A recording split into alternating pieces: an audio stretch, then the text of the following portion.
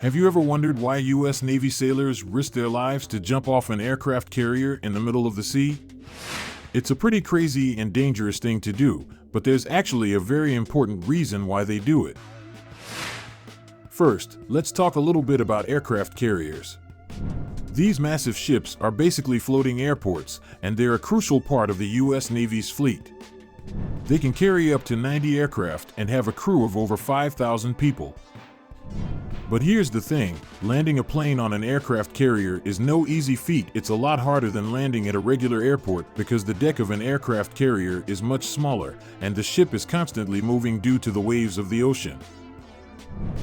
So why do Navy pilots even bother trying to land on an aircraft carrier? Well, it's all about the mission. The main purpose of an aircraft carrier is to deploy aircraft to various locations around the world, and in order to do that, the planes need to be able to take off and land on the carrier. But here's the catch: sometimes, the aircraft carrier is too far away from land to send the planes back to a regular airport. In these cases, the pilots have to land on the carrier and then take off again when they're ready to continue their mission. This is where the airmax comes in. The airmax is a sailor whose job is to help guide the planes in for a landing. They use hand signals and flags to communicate with the pilots and help them land safely on the deck of the carrier. But the job of an airmax is not just about guiding planes in for a landing. They also have to be ready to jump off the carrier at a moment's notice in case something goes wrong. The role of an airmax is not for the faint of heart. In addition to the danger of jumping off an aircraft carrier, airmax also have to deal with extreme weather conditions and the constant movement of the ship. They have to be in top physical condition and have excellent hand-eye coordination. But the job of an airmax is not just about physical ability. They also have to have mental toughness and be able to make quick decisions under pressure. They have to be able to communicate effectively with the pilots and make sure that everyone is on the same page. In order to become an airmax, sailors have to go through intense training and pass a series of rigorous tests. They have to be able to swim long distances, tread water for extended periods of time, and demonstrate their ability to handle the flags and hand signals that are used to communicate with the pilots. The role of an airmax is crucial to the operation of an aircraft carrier. Without them, it would be nearly impossible for the carrier to deploy and recover aircraft. They are the unsung heroes of the U.S. Navy, and their bravery and dedication should not go unrecognized. Jumping off an aircraft carrier in the middle of the sea is extremely dangerous. The water is freezing cold, and there's a good chance that the sailor will be injured when they hit the water. But despite the risks, airmax are trained to jump without hesitation because it could mean the difference between life and death. One of the biggest dangers of jumping off an aircraft carrier is the risk of hypothermia. The water temperature in the ocean can be as low as 40 degrees Fahrenheit, and if a sailor is not rescued quickly, they could develop hypothermia, which can be deadly. There is also the risk of injury when hitting the water. Even with proper training, there is a chance that the sailor could hit the water awkwardly and suffer injuries such as broken bones or dislocations. Despite the risks, airmax are trained to jump without hesitation because they know that their actions could mean the difference between life and death. They are prepared to put their own lives on the line in order to save the lives of others, and their bravery and dedication should be admired. There have been many instances where airmax have risked their lives to save others. One famous example is the story of Airman Apprentice Peter Kim. In 1969, a plane was attempting to land on the carrier USS Enterprise when it suddenly crashed into the water. Kim saw the crash and without hesitation, he jumped off the carrier to try and rescue the pilot. Despite being injured himself, Kim managed to pull the pilot to safety.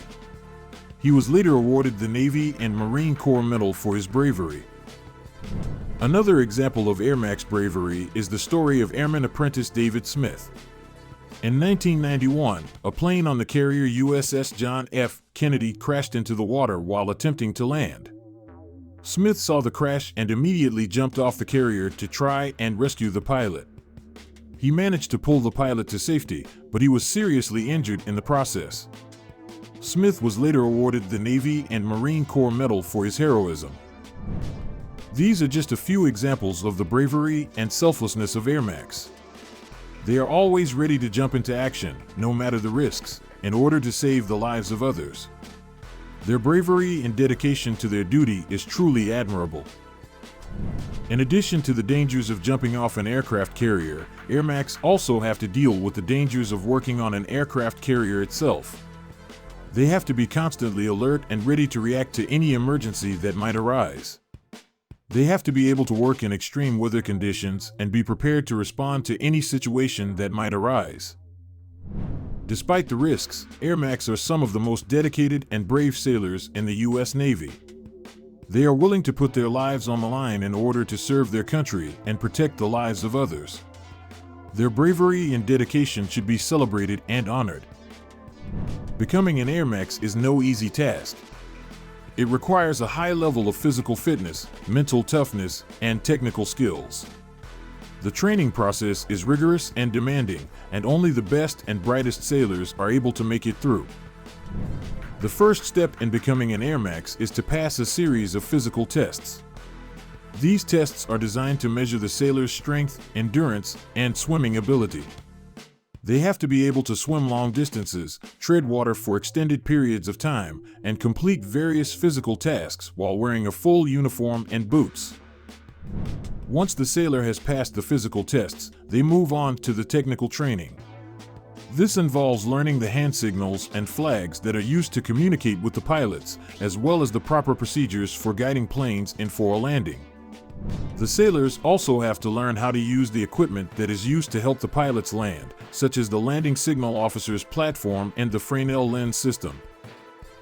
In addition to the technical training, Air Max also have to undergo extensive safety training. They have to be prepared to respond to any emergency that might arise on the carrier, and they have to know how to use the safety equipment that is available to them.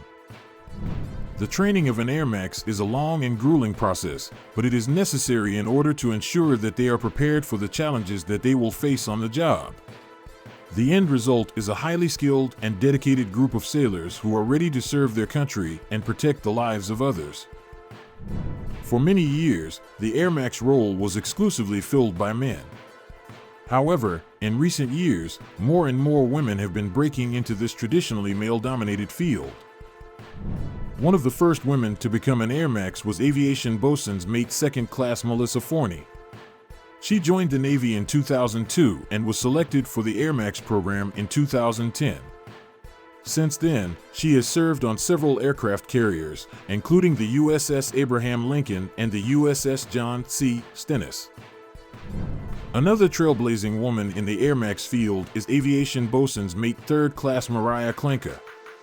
She joined the Navy in 2017 and was selected for the Air Max program in 2018. She has since served on the USS George Washington and the USS John C. Stennis.